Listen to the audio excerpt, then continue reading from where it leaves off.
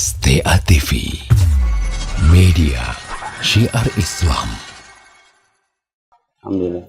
Kalau kita ke masjid itu kan pakai baju takwa, baju kuku. Kemudian ya alhamdulillah kalau kita yang mungkin sudah berangkat umroh ataupun mengikuti pakaiannya ustadz begitu, celana naik, kemudian bajunya jubah, itu terkesan yang umum, yang masih awam Kayak eksklusif gitu ya. eksklusif, sehingga mereka mau mendekat kadang-kadang takut ustadz. Mana itu ya?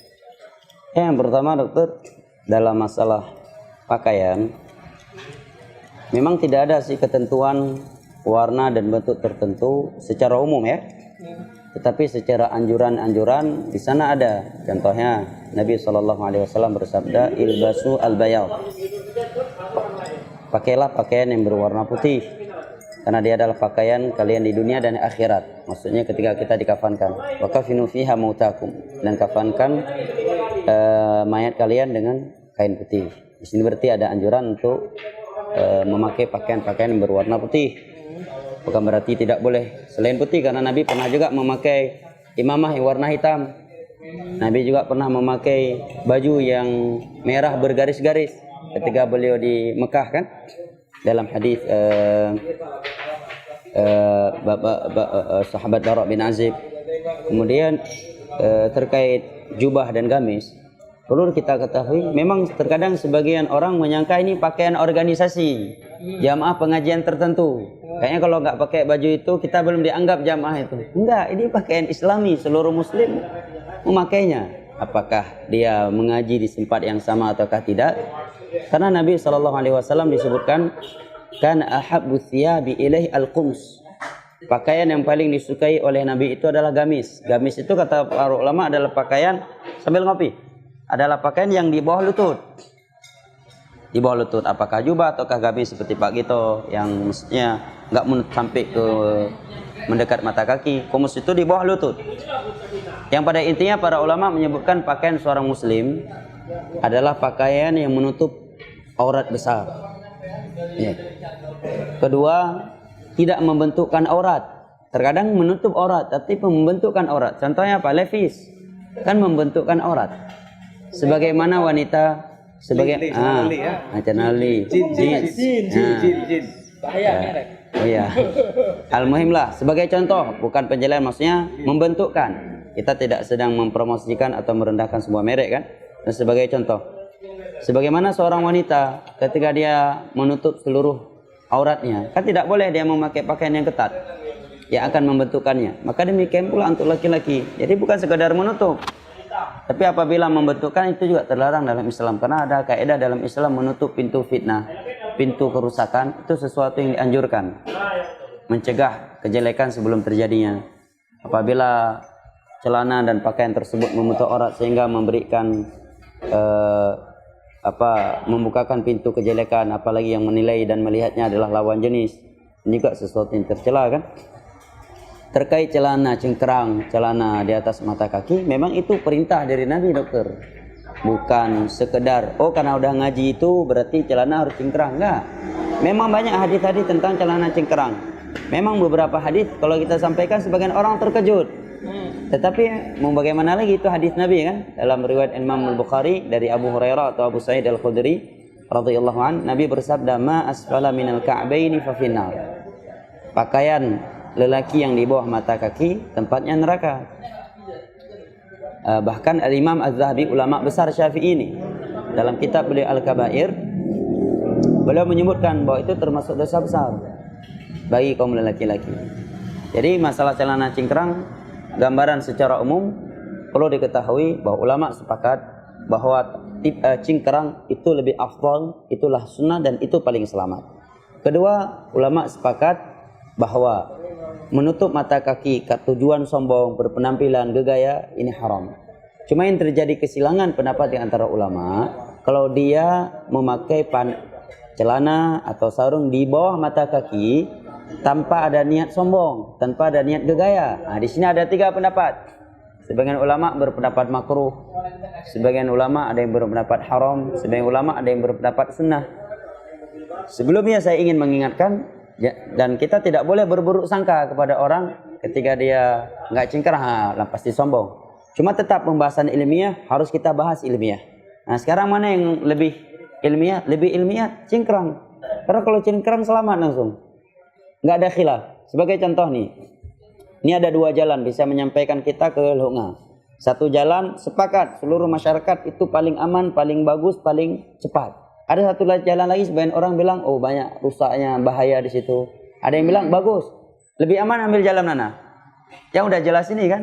Kalau cingkrang udah jelas hadis Nabi tadi dan ulama sepakat itu yang lebih afdal. Adapun hadis-hadis yang digunakan untuk membenarkan tidak cingkrang, menguatkan pendapat itu hadis-hadis yang sisi pendalilannya nggak tepat. Yang menyatakan tidak tepat apa? Bukan saya.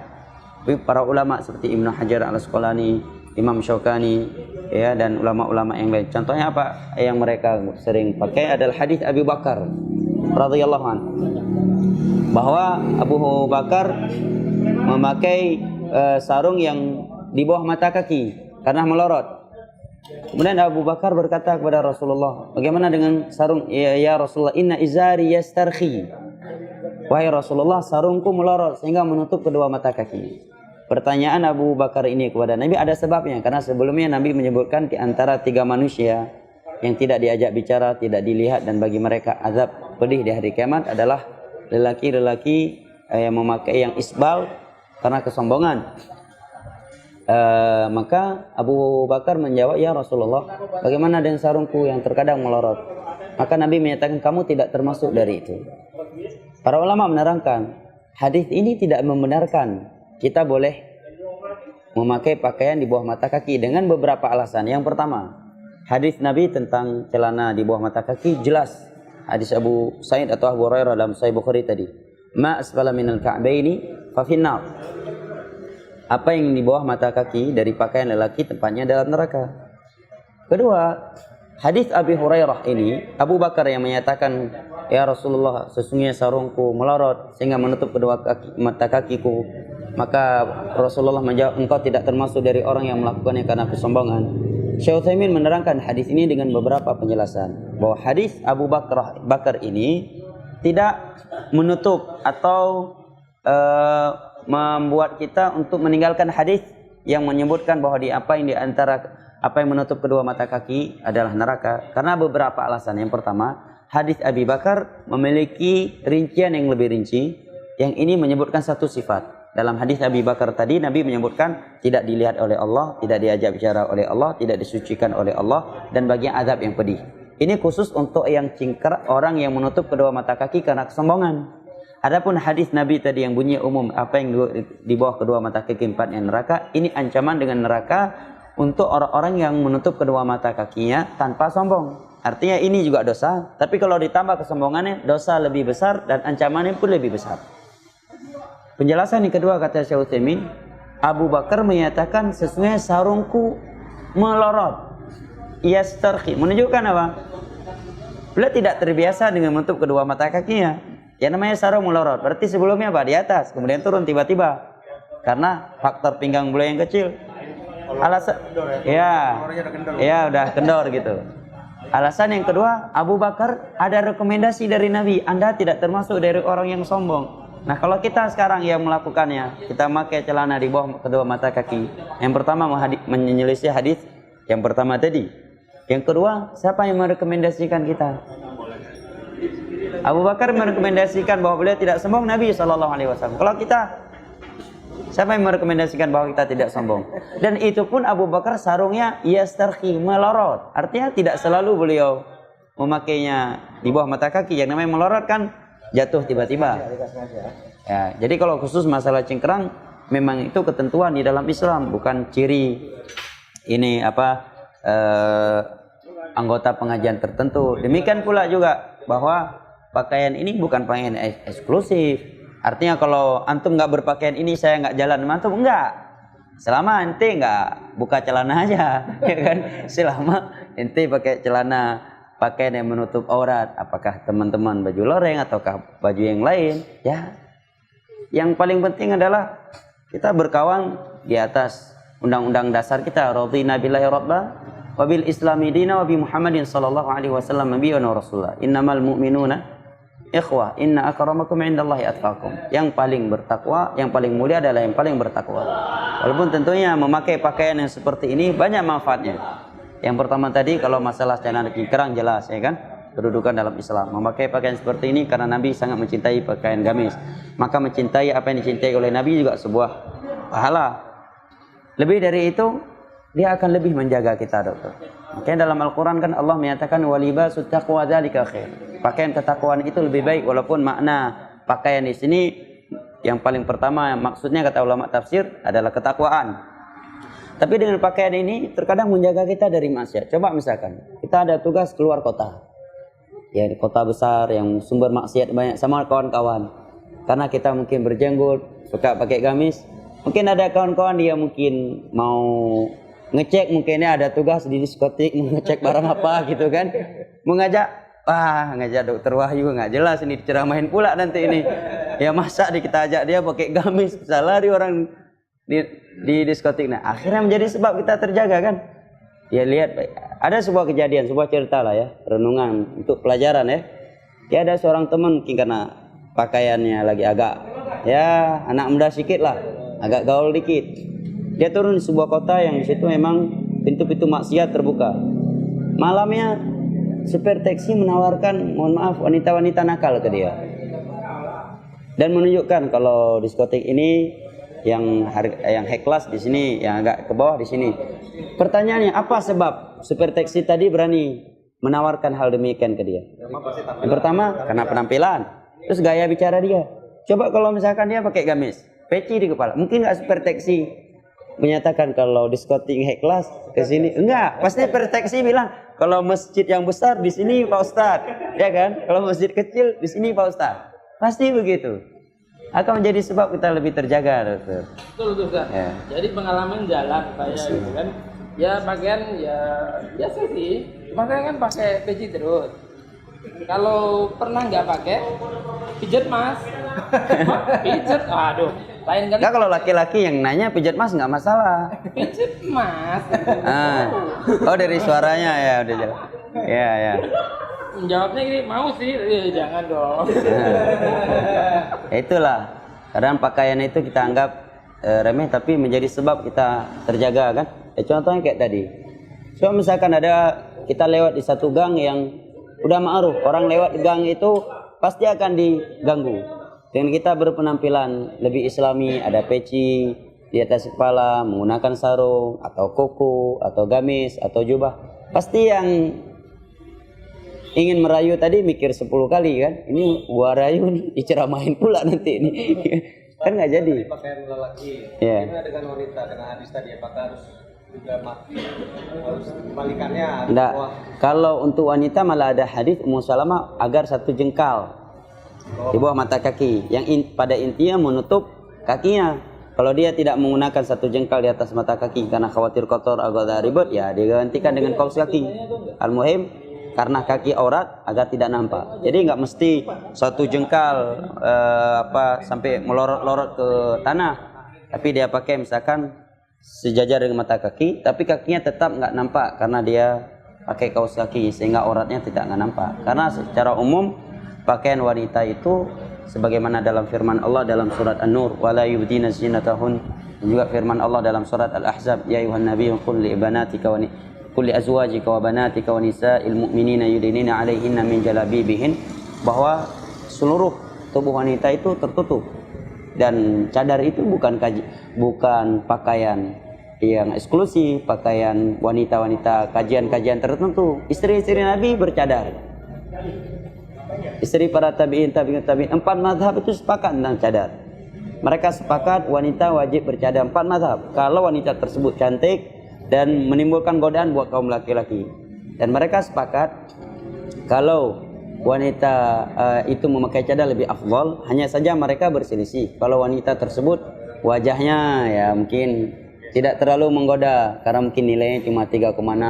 Cuma itu relatif juga kan? Ya 3,6. Ya. Nah di sini letak khilaf. Apakah wajib bagi dia menggunakan cadar ataukah tidak? Setelah kesepakatan mereka bahwa yang lebih afdal bagi dia adalah memakai karena ada anjuran. Dan yang rajih adalah harus memakai. Kenapa? Karena keumuman ayat dalam surat An-Nur tadi. Bahkan ada sahabat sahabat Nabi yang berpendapat bahwa firman Allah wala yubdina zinatahun tadi, jangan mereka menampakkan perhiasan mereka, yang boleh nampak cuma satu mata. Sekarang dua mata aja yang nampak dari bilang Ninja Hattori. Mana kalau ada wanita yang pakai cuma satu mata yang nampak? Dan itu ada pendapat para sahabat Nabi. Ya. Kemudian kalau ada yang berkata, itu kan di zaman itu pakai baju tempe. Kita katakan Al-Quran hanya untuk di zaman Nabi atau sampai hari kiamat? Berlaku Al-Quran untuk sampai hari kiamat. Dan masalah pakaian tadi dalam dua surat, surat An-Nur dan Al-Ahzab, dan itu sampai hari kiamat. Kedua, alasan kedua, Allah menyatakan ke dalam surat Al-Ahzab tadi, wahai Nabi, katakan kepada istri-istrimu, putri-putrimu, dan istri-istri kaum mukminin. Menunjukkan umum, bukan hanya untuk istri-istri Nabi, bukan pula hanya untuk putri-putri beliau. Kemudian jawaban yang berikutnya, kalau di masa Nabi aja dianjurkan pakai itu, apalagi di masa kita sekarang yang banyak kucing garong dan buaya darat. Masa itu kan Masya Allah, laki-laki sekali Abu Bakar, Umar, Uthman, Ali, dan yang lain-lainnya, orang-orang lelaki yang bertakwa kepada Allah, sudah dianjurkan pakai cadar. Dianjurkan memakai pakaian-pakaian yang menutup aurat dan tidak menutup aurat bagi komunitas. Apalagi di masa kita sekarang. Kan begitu? Barakallahu fiik. Pak Dato, kunci mobil lah. Ustaz, tanya ya. Untuk batasan kaum laki-laki itu untuk aurat gimana, Ustaz? Mayoritas para ulama menyebutkan aurat kaum lelaki itu definisinya adalah dari pusar ke lutut. Nah, pusar ke lutut. Itu pendapat jumhur ya. Namun wallahu a'lam bishawab, pendapat sebagian ulama yang rajih adalah sawatan, dua aurat besar, dubur dan kubul, dan bahwa paha bukanlah aurat, dengan bukti dalil yang sahih Nabi sedang duduk membuka pahanya, paha beliau terbuka, datang Abu Bakar, beliau tetap masih membiarkannya terbuka. Kemudian datang sahabat Umar bin Khattab radhiyallahu anhu, beliau tetap masih membiarkan pahanya terbuka. Setelah itu datang Utsman bin Affan, baru beliau menutupnya. Maka Umar bertanya, ya Rasulullah, datang Abu Bakar, Anda masih membiarkan paha Anda terbuka. Datang saya, Anda juga masih membiarkan paha terbuka. Begitu datang Utsman, Anda langsung menutupnya. Maka Rasulullah menjawab, innal kaifa la astahi mimman yastahi minhul malaikah. Bagaimana saya tidak malu dari seseorang yang malaikat saja malu darinya, maksudnya Utsman bin Affan. Sisi pendalilannya, andai kata paha itu aurat, Nabi nggak akan pilih kasih, karena perbuatan yang haram kan nggak bisa. Kalau di depan si fulan saya buat haram, kalau di depan yang lain nggak mungkin. Andai kata itu aurat, pasti dari awal Abu Bakar datang beliau sudah menutupnya. Nah, ini secara ilmiahnya auratnya. Adapun namun bukan berarti karena bagian aurat itu tadi kata Usaparan cuma dua aurat besar, Bang Rasisno ke Penayung cuma pakai celana dalam atau celana olahraga, itu enggak. Nah, di sana kan ada kaidah-kaidah Islam yang lain yang menutup pintu kerusakan, itu sesuatu yang diperintahkan. Ya, kemudian melakukan sesuatu yang tidak menimbulkan fitnah, itu juga sesuatu yang diperintahkan. Oleh karena itu Nabi tidak mau merubah bentuk Ka'bah yang ada. Seperti pembangunannya Nabi Ibrahim, khawatir akan muncul fitnah kan, orang akan ragu terhadap Islam, akhirnya keluar dari Islam. Demikian juga hal-hal yang lainnya yang Nabi tidak jadi melakukannya karena mempertimbangkan suatu kejadian. Namun andai kata misalkan ada kawan nampak pahanya, secara ilmiah ya kita harus bersikap ilmiah. Memang jumhur ulama berpendapat aurat, tapi sebagian ulama berpendapat itu bukan aurat. Namun tetap kalau itu menimbulkan fitnah, membuka keinginan-keinginan syaitan terhadap sebagian orang, ya wajib kita tutup. Demikian. Ya, ini kalau ibu-ibu gitu, keluarga di rumah itu kan, sambil dinikmati dokter. keluarga di rumah sudah saja untuk istriku, kalau misalnya nanti mau suamimu sama imammu ini nanti di surga masih bapak, ikutilah bapak. Bajunya mulai pelan-pelan sayangnya, diganti ya, itu. Cuman Sri bilang ini, aduh maunya juga gitu Pak, ini kegiatan ini Pak. Jadi sudah bilang hindarkan yang namanya muslim dan dia malah ditunjuk untuk senam, untuk apa, astagfirullahaladzim. Ya sudahlah, nanti kalau bosnya ganti kita turun mesin aja. Iya pakai baju training sih ibu-ibu gitu. Tapi kalau keluar alhamdulillah keluarga sudah pakai pajangan gitu. Yang pertama dokter kan Nabi, kita beribadah kepada Allah karena Allah, bukan karena makhluk. Kemudian setinggi-tingginya ketaatan kita kepada makhluk seperti orang tua, atasan, tidak di atas ketaatan kita kepada Allah. Ya kan? Karena Rasulullah bersabda, la ta'ata li makhluqin fi ma'siyatil khaliq. Tidak boleh taat kepada seorang makhluk kalau kita harus bermaksiat kepada Al-Khaliq. Maka dalam Al-Quran Allah menyebutkan, wa in jahadaka ala an tusyrika bima laysa laka bihi ilm fala tuti'huma. Andai kata kedua orang tua kita, ini kan dua orang yang sangat tinggi kedudukannya bagi seorang anak. Kedua mereka mengajak kamu untuk kufur, untuk buat syirik. Jangan kamu taati, tetapi tetaplah kalian berbakti kepada kedua mereka. Menerangkan kepada kita bahwa ketaatan kepada makhluk siapapun dia di bawah ketaatan kita kepada Allah Subhanahu wa taala. Karena kita tidak boleh melangkahi Allah dan Rasulnya. Ya ayyuhalladzina amanu la tuqaddimu baina yadayillahi wa rasulih wa taqullaha innallaha samiun alim. Janganlah kalian mendahului Allah dan Rasulnya, dan takutlah kalian kepada Allah, sesungguhnya Allah Maha mendengar lagi Maha mengetahui. Dan mungkin salah satu nasihat yang memotivasi kita untuk senantiasa istiqomah adalah untuk senantiasa mengingat kematian, kan? Karena kita nggak tahu, pas lagi di masjid malah malaikat maut nggak datang, pas lagi di area maksiat, di situ pula kematian datang, kan ngeri. Ntar dulu. Nggak bisa kan? Dan Nabi menyatakan yub'atsu kullu 'abdin 'ala ma mata 'alaih. Setiap orang itu akan dibangkitkan sesuai dengan kondisi mati dia. Hadis riwayat Imam Bukhari dari Jabir atau Abu Musa al-Asy'ari radhiyallahu anhu. Ya, dinasihatilah dengan hikmah, dokter. Ditanamkan keberanian. Pelan-pelan. Ya, pelan-pelan, butuh proses kan. Nabi aja 13 tahun di Mekah, khamar belum diharamkan. Bukan berarti kalau ada khamar, istri keluarga minum khamar nggak kita haramkan. Kalau mereka emang lahir udah muslim. Artinya butuh proses lah, namanya hidayah ini ya. Ya, semua kita juga dulu proses kan. Ini saat kaitan sama kita masih pakai baju. Anak kan kalau kerja kan ya pakai baju seragam, kemudian mungkin bekerja jebret gitu, darah kemari, ludah ke sini, rasanya sih sudah kita pias-piaskan gitu. Oh, berarti begini dokter. Masih ada bekas warna najis setelah kita cuci, begitu kan? Iya. Para ulama menyatakan apabila najis, ain najis tersebut, zatnya itu udah kita cuci semampu kita dengan serius dan zatnya sudah hilang, walaupun warnanya masih tersisa, maka ini tidak mengapa. Para ulama berdalil dengan beberapa dalil. Yang pertama dalil yang umum, itu firman Allah, fattaqullah mastata'tum. Bertakwalah kepada Allah semampu kalian. Nggak mungkin bisa dibersihkan. Seperti celana anak-anak itu kan pasti membekas kuning dan semisalnya. Dalil umum yang kedua firman Allah, yuridullahu bikumul yusra wa la yuridu bikumul usra. Allah menginginkan kemudahan untuk kalian dan tidak menginginkan kesulitan untuk kalian. Andai kata harus bersih, berarti setiap hari 3 celana anak harus buang ke tong sampah. Duit dari mana? Tiap hari beli celana baru. Dalil yang khusus diantaranya para ulama sebutkan tentang istijmar. Dalam Islam kan ada hukum istijmar. Mohon maaf, cebok atau bersuci dengan menggunakan batu yang syaratnya tidak boleh kurang dari 3 batu, dan kalau lebih harus ganjil kan. Hadis Bukhari Muslim dari Abu Hurairah. Yang namanya bersuci, mohon maaf, misalkan mensucikan air besar atau air kecil dengan batu, pastikan ada membekas. Nggak mungkin hilang 100% seperti air. Menunjukkan sesuatu yang kecil ya dalam Islam, dan itu tidak mampu bisa dihilangkan atau bisa dihilangkan tetapi memberikan keberatan yang luar biasa, itu dimaafkan dalam Islam. Dalil yang khusus yang kedua tentang kencing anak kecil laki-laki yang belum mengkonsumsi selain ASI. Nabi menyatakan cukup dipercik.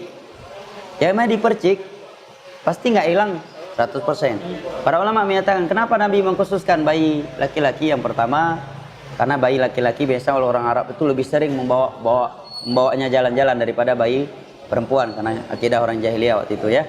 Kedua, alasan para ulama yang lain karena kencing laki-laki itu, bayi laki-laki itu beda dengan kencing bayi wanita. Laki-laki itu lebih memancar gitu ya, terpencar gitu ya.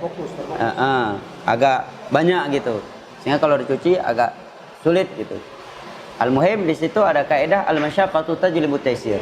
Sesuatu yang memberikan rasa berat di luar normal itu mendatangkan kemudahan. Nah, demikian jawabannya para ulama. Tapi Ustaz, kalau habis operasi kena darah itu cuman gini-gini aja nggak bisa? Oh iya, cuci. Harus cuci ya? Enggak, masalah darahnya dilihat dulu darah apa ini. Kalau darah nggak najis, darah tidak ada yang najis kecuali darah haid. Darah normal Darah normal nggak najis. Itu ada sahabat Nabi yang bernama Abbad bin Bishr. Beliau sedang salat, dipanah oleh kaum musyrikin di perang Zatul Riqa. Dipanah sampai sekian anak panah di tubuh beliau. Begitu selesai beliau salat, baru beliau bangunkan kawannya yang gantian istirahat, yang menjaga Nabi SAW di perang Zatul Riqa.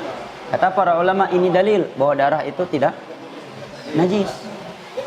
Bukan berarti tidak najis, berarti boleh diminum. Ini hukum haram, nggak ada kaitan dengan najis. Sesuatu yang haram belum pasti najis, tapi sesuatu yang udah najis udah pasti haram. Baik, karena mungkin kajian hari ini Satu lagi Ustaz. satu lagi. Masih ini kaitan sama baju. Sering di kita itu kita ajak kawan kita. Ayo bang, sholat. Maaf kotor ini kotor ini baju masih. kotor. Kotor kan bukan najis gitu. Kalau kotor nggak najis ya nggak boleh jadi alasan. Kalau gitu nggak boleh ya Ustaz. Nggak bisa. Kecuali najis, bersihkan. Juga nggak ada alasan untuk nggak sholat. Begitu. Kan setiap musola diajak najis, kotor terus alasannya. Kan darah haid wanita tidak najis.